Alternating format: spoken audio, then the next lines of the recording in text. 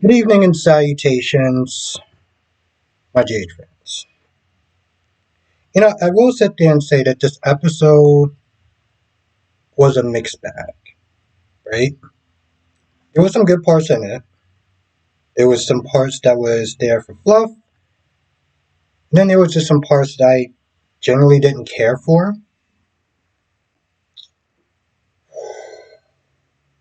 So people were right in my comment section, um, in my live stream, pretty much, when they were talking about Carly was going to be the one to save Jack. But when you watch it, you're kind of just like, how much did Carly actually save Jack? Like, at that point,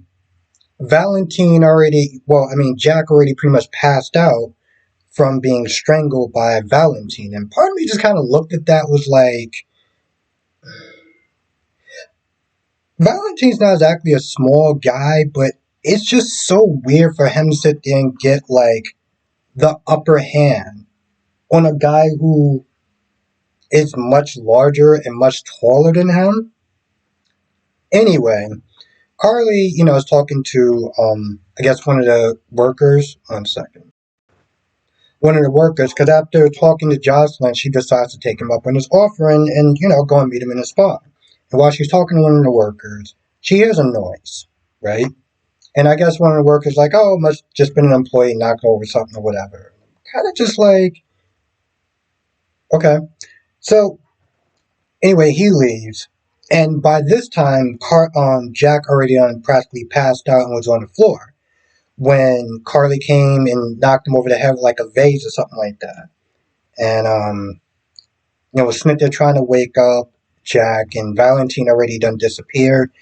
And Jack wakes up and he's happy. And when the guy comes back, he tells him not to call the police. The agency will sit there and deal with him at this point. And that's exactly what wound up happening after Carly left. Jack wound up calling, I guess, I don't know, maybe the assistant or whatever. It was like, yeah, let's just pretty much kind of pull out a kill order on Valentine, shoot on sight at this point. Because, it was the assistant that did sit there and try to kill Valentine. But the thing was, Jack didn't give the order to do that. Um, anyway, after that, he goes back upstairs, he sees Carly, they start making out or whatever, and I don't know where it's going to go. But, yeah. So, um, Lois and Olivia bring Tracy to get a manicure to kind of just, cool her down or whatever. And, the whole time, Tracy is doing nothing but bitching and complaining about Sasha Smith, saying that she was reckless and, we're not going to pay her extra. Just being just moody, right?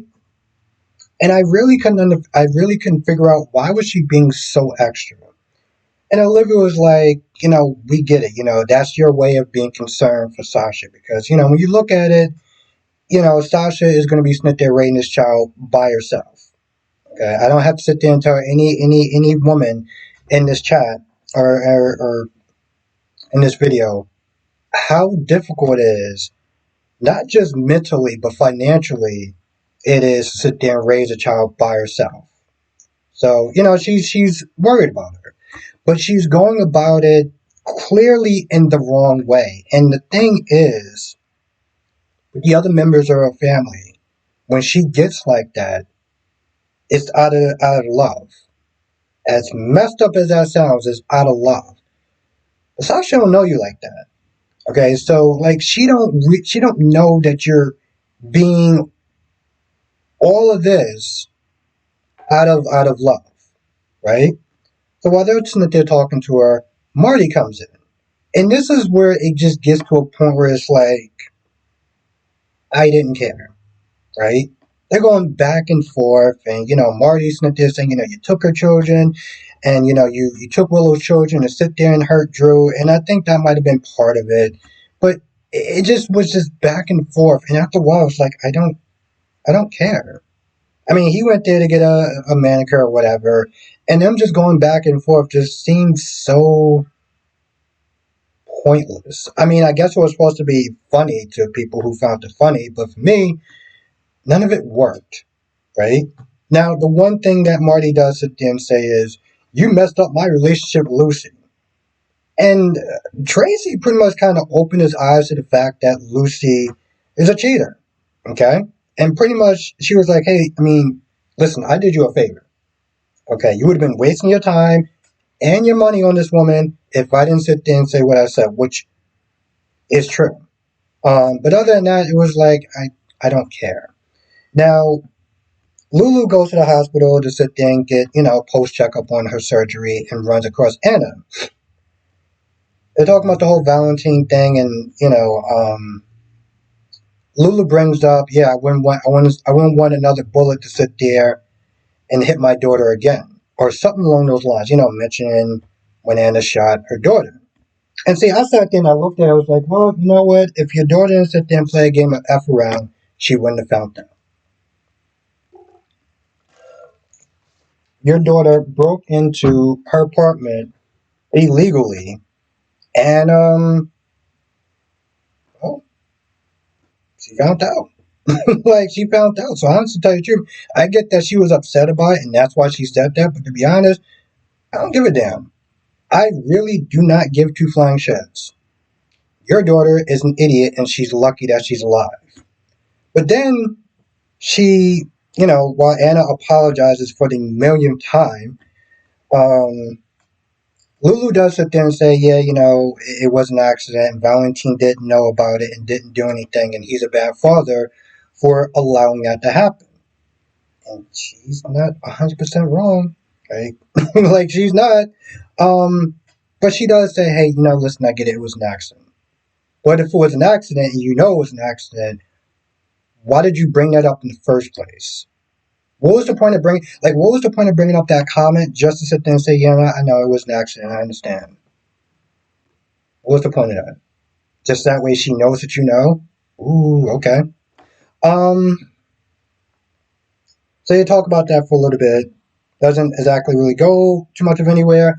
Portia does come in and Portia does talk to Anna about all the deaths at the hospital, and Anna brings up this theory about people who go around offering people at the hospital as far as like an angel of mercy.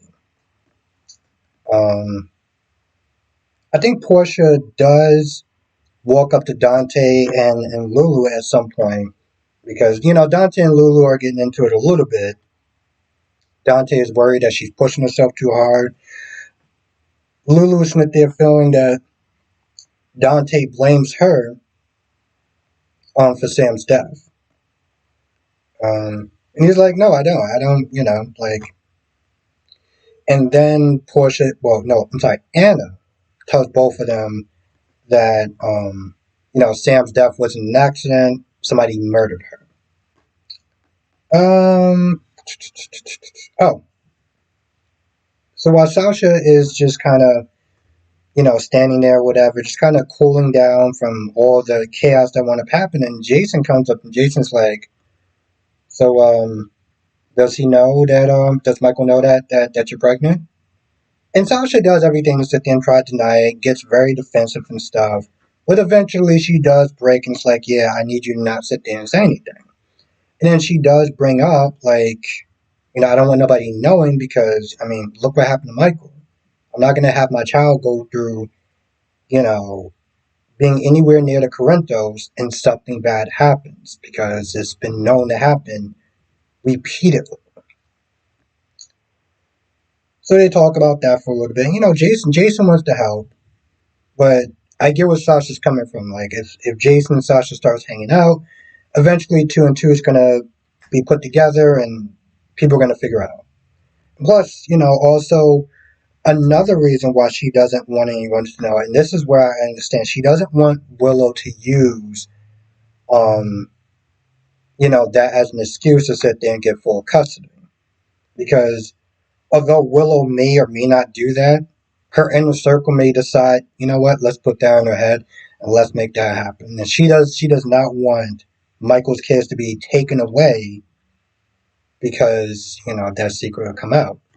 Eventually, that secret is going to come out, so it really doesn't matter. But, yeah. I mean, she does have like 9 months, so. Now, before Dante left, Emma knocks on the door and Dante answers it, and they talk for a little bit, and, Emma, gives her condolences for Sam. And Gio comes in. Gio's like, what are you doing here? And Dante's like, oh, well, you got to be more hospitable and polite and stuff like that. And I'm kind of just like, Dante, you can kind of just keep your goddamn mouth shut. Like, you don't even know why he doesn't want to see her. Which, by the way, she kept, like, trying to call him and text him and stuff like that. And he didn't answer. So clearly he didn't want no parts of her. And Dante's sitting there trying to reprimand him. I'm like, Dante, why don't you just go out and just do what you got to do? Since you don't know the full story, you can just kind of keep your goddamn mouth shut. Like, seriously. Anyway, she comes over because she wants help with this fundraiser. Save the animals from, like, testing and stuff like that. Which I'm, as obnoxious as Emma has been lately, I do, like, I do understand that. So at first, he's like, I don't know, whatever. And long story short, he convinces her. I mean, she convinces him to sit there and do it. And Cody comes in, and Cody is looking for Tracy to apologize to her for, I don't know, whatever latest thing that he did. And Gio's like, I don't know if you should sit there and do it right now because she's already in the pissy mood because, Sasha's pregnant.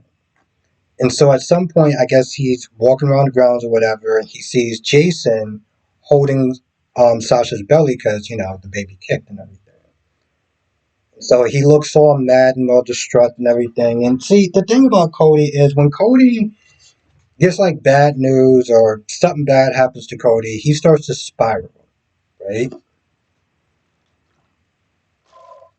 And so I can see him going right back to just being self-destructive and just any other person that gets in his path, he's going to sit there and be an asshole to them because that's just who he is. Um, Perpetual screw up. Yeah, that seems about right. Um, what was I going to sit there and say?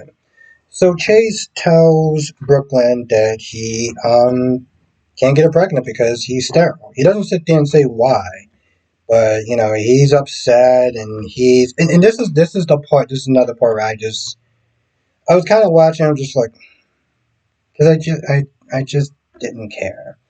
Um, he's all upset and everything like that, and they hug. He cries. He walks off.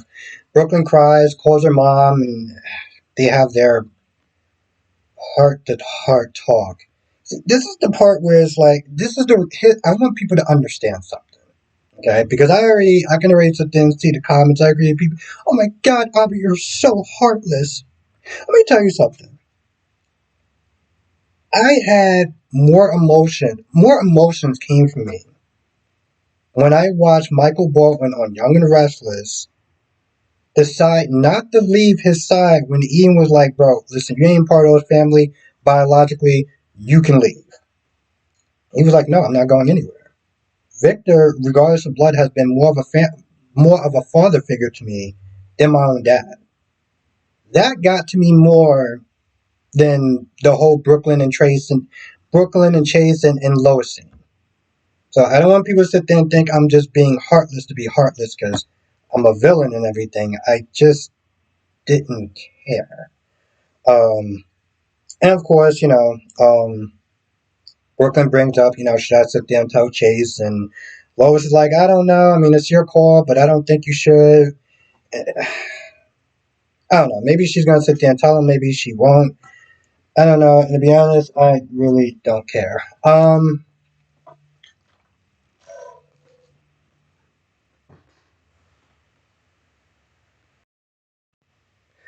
gonna be honest. This is another thing. Like them bringing her to a nail salon. I feel like this is more just like well, we got to sit there and find a way to use this set. right? So let's bring Tracy to a nail salon. You could have brung her to any other place, like an actual massage place that would give her a massage. Because remember, she is tense and stuff. She's angry and she's going through it. But you think the best way to sit there and calm Tracy Quartermain down is to bring her to a nail salon? No, this is an excuse to sit there and use that set. Let's just be clear about that because otherwise this is just not make sense. And just to continue to find reasons to justify using the set, they have to sit there and have Marty and Tracy bickering like a bunch of 12-year-old little schoolgirls. Because in all reality, this is just pointless. It didn't serve any purpose and it went nowhere. But we gotta find a way to sit there and use this set. So yeah.